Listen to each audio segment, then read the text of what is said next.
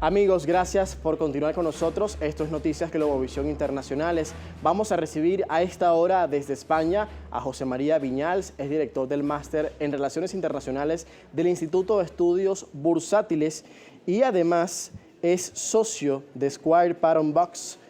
Buenas tardes para usted, estimado José María. Hola, muy buenas tardes. A 100 días del comienzo de esta invasión rusa a Ucrania, vemos grandes pérdidas en cuanto al tema humanitario. Por un lado, las víctimas civiles que se han perdido, los millones de desplazados que han huido a Europa, además como las consecuencias económicas que puede haber tanto para Ucrania como para Rusia. ¿Qué ha ganado Putin en este intento de invadir Ucrania?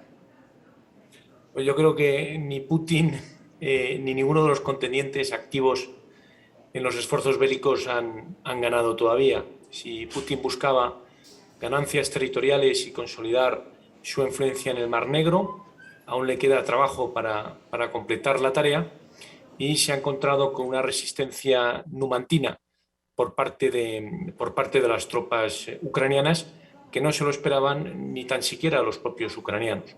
También ha logrado conseguir unir, ¿no?, a muchos de los aliados de la Alianza Atlántica, pero también a los distintos estados de la Unión Europea que, salvo excepciones y por cuestiones puntuales de suministro y de orden público, han decidido imponer sanciones de forma unánime, junto con Estados Unidos, Reino Unido, Japón, Corea del Sur, Australia o Canadá.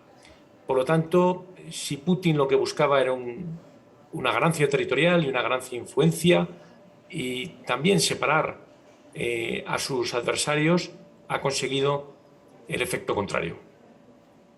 Estimado José María, ¿cómo evalúa hasta el momento lo que representa la ofensiva rusa en el este del país? Ahora esta semana pudimos ver que hay una gran fuerza en este momento en la ciudad de Severodonetsk, que es la capital de la provincia de Lugansk, allí en la zona del Donbass. ¿Cómo ve los avances de las tropas rusas en este sentido y la resistencia de las fuerzas ucranianas?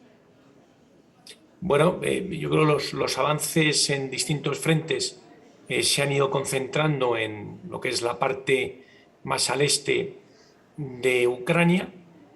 Se han concentrado ahí los esfuerzos por parte de las tropas y del ejército ruso, pero sin embargo, y aunque han tenido victorias y aunque han avanzado, estos avances están siendo mucho más lentos de lo inicialmente previsto. Si vemos el mapa, los primeros 100 días desde el 24 de febrero, desde que estallara el conflicto, vemos que Rusia se habría retirado de la zona norte y noreste de Ucrania para posteriormente iniciar esa ofensiva por el este. Sin embargo, ciudades como Mariupol o ciudades como Charkov o ciudades como Gerson han ofrecido una resistencia para nada previsible por las tropas rusas. Por lo tanto, aún quedaría mucha tarea por hacer por parte de Rusia. Quedaría completar toda esa ganancia territorial que da al Mar Negro, es decir, llegar hasta Odessa y conectar con Transnistria, que está en el lado oeste de Moldavia, los hermanos rusos moldavos, ¿no?, que quedaron allí después de la incorporación de Ucrania y de Moldavia a la Sociedad de Naciones y como estados independientes, y sobre todo el puerto de Odessa, que es realmente la ciudad, el bastión estratégico y comercial que interesa tanto a rusos como a ucranianos y que la Marina rusa ha estado asediando en los últimos meses. Por lo tanto, parecería que en estos primeros 100 días se ha definido más lo que es la estrategia territorial y las ambiciones territoriales de Putin, que coinciden con eso que llaman los eslavos Novorossiya, ¿no?, la nueva Rusia, que es desde la zona del este hasta la zona moldava y la frontera con Rumanía. Y por lo tanto, pues aún les quedaría trabajo por hacer. Los ucranianos no se lo van a poner nada fácil. José Esto, por María, supuesto, es una guerra de desgaste, como ayer lo ratificaba y lo reiteraba nuevamente el jefe de la OTAN, Jens Stoltenberg. estamos ante una guerra de desgaste y cuanto más colaboren las potencias aliadas en ese suministro de material y de tecnología, pues más armado y más fuerte estará el ejército ucraniano y por lo tanto podrán hacer frente de forma más eficiente y más contundente al ejército ruso.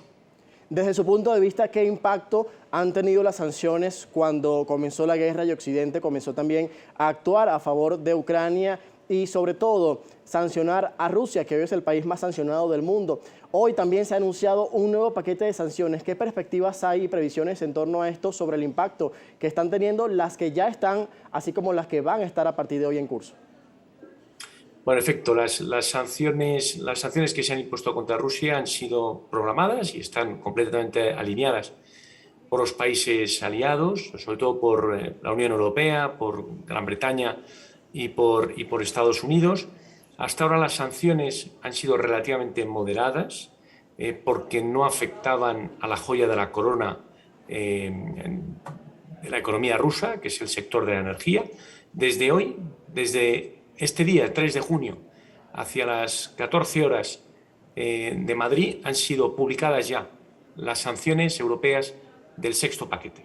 Por lo tanto, ya sabemos que la Unión Europea ha logrado esa unanimidad, no solo para sancionar a determinadas personas y compañías y quitar del SWIFT a el banco más importante de Rusia, el Sberbank, sino también que de una manera también directa han sancionado lo que es el suministro de crudo, de petróleo y de algunos de los productos derivados del petróleo.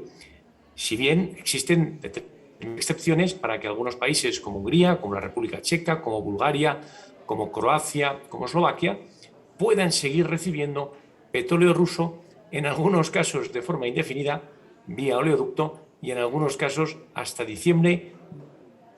Luego es verdad que la Unión Europea ha abierto la caja de los truenos, el sector, las sanciones directas al sector de la energía, pero sin embargo estas sanciones han sido bastante limitadas para evitar el efecto boomerang, es decir, evitar que estas sanciones se vuelvan en contra de la economía europea, que recordemos, este conflicto le pilló con el pie cambado por la recuperación que todavía no se había completado de la pandemia COVID y también con unas tasas de deuda pública muy altas por parte de algunos estados.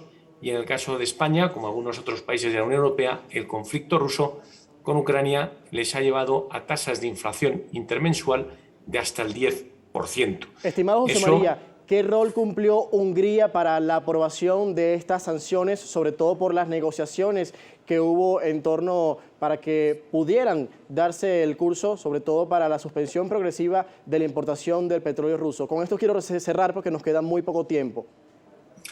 Hungría ha sido el gran caballo de batalla en estas sanciones, ha sido lo que ha roto en varias ocasiones la unanimidad europea para poder aprobar las sanciones. Recordemos que las sanciones europeas, por el mecanismo que tienen de aprobación, necesitan todos y cada uno de los votos de los Estados miembros de la Unión Europea, es decir, los 27 Estados. Hungría tiene una dependencia manifiesta tanto en crudo, en petróleo, como en gas con respecto a la Federación Rusa, y Hungría quería garantías por parte de la Unión Europea de que antes de que se cortara el suministro con Rusia pudieran estar conectados a otros oleoductos, a otros gasoductos y que sus refinerías internas en Hungría también estuvieran preparadas para refinar petróleo que no fuera o que no proviniera de Rusia. Bueno, muchísimas gracias, estimado José María. Estaremos atentos al curso de lo que deja esta guerra en Ucrania, además de las consecuencias económicas que están viendo ya los países europeos, sobre todo en materia energética. Un placer que nos haya acompañado. Un gusto como siempre.